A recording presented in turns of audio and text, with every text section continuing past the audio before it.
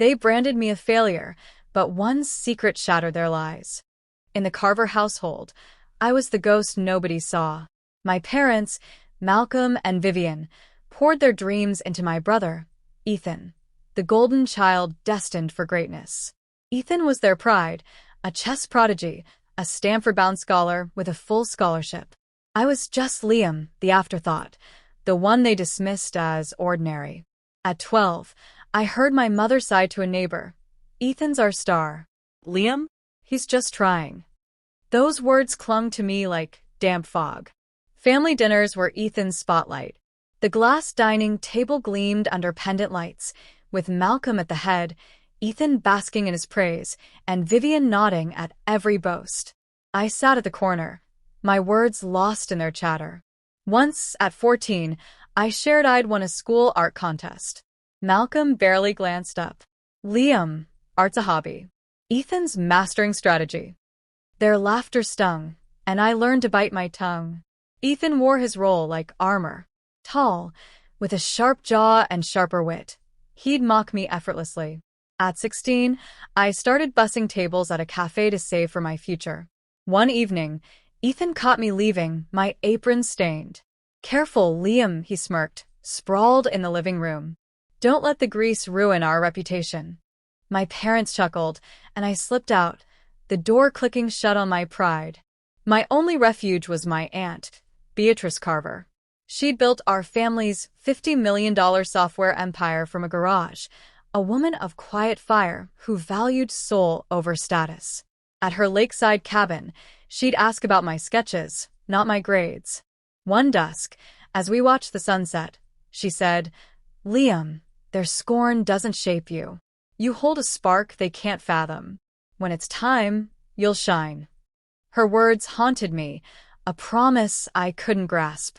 Ethan's Stanford graduation was a Carver coronation. My parents orchestrated a dazzling gala in a San Francisco rooftop venue, all sleek steel and starlit views. I wore Ethan's old blazer, ill-fitting, and was relegated to a corner table.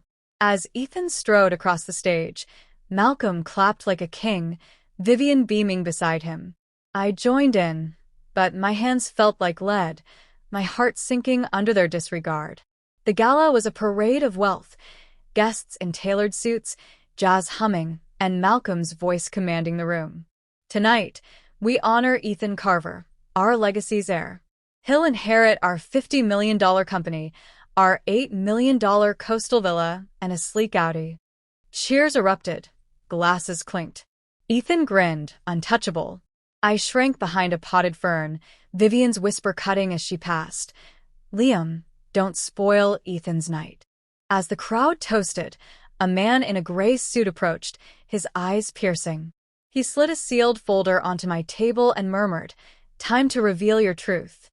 He melted into the throng before I could speak. My pulse thundered. The folder felt like a bomb, heavy with possibility. I hid it under my blazer, my mind racing. What truth? While Malcolm praised Ethan, I opened the folder. Inside were legal papers, stamped and notarized, naming me Liam Carver, heir to the company, the villa, and hidden accounts.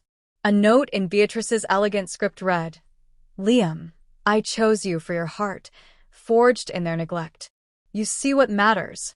This empire is yours." Led boldly. My breath hitched. Beatrice had seen me, not the failure but the future. Fear gripped me. Challenging my family meant torching their perfect image. But I was tired of fading. As another toast began, I stood, knees trembling, and strode to the stage. Malcolm's eyes narrowed. "Liam, not now," he growled. Ethan smirked, expecting my retreat. I raised the folder. "Beatrice Carver chose me," I said, voice cutting the air. "Not Ethan. Not you, Malcolm. The company, the villa, everything is mine." Gasps echoed. Ethan's glass froze midair. Malcolm scoffed. Beatrice was misguided. A voice rang out. I was never misguided. Beatrice stood, her silver hair catching the light, her presence silencing the room. "Liam has the courage you ignored. He'll lead with heart, not hubris." The crowd stirred, shocked. Ethan stammered. Aunt Beatrice, I'm the one who earned this. Her gaze was steel. You chase glory, Ethan. Liam builds for others. Applause sparked, then swelled, drowning out Malcolm's protests. He stormed off, Vivian trailing, her poise crumbling. Ethan glared, his certainty fractured. Outside, San Francisco's lights glittered. Beatrice joined me. You feel it now, don't you? She asked. I nodded, her trust anchoring me. The boy called ordinary was gone. I was Liam Carver, the air rising from silence. To anyone diminished by others' words, hear this. Your value isn't their judgment. Your moment will come, and your truth will outshine their lies. Share this story, comment what struck you, and subscribe for more.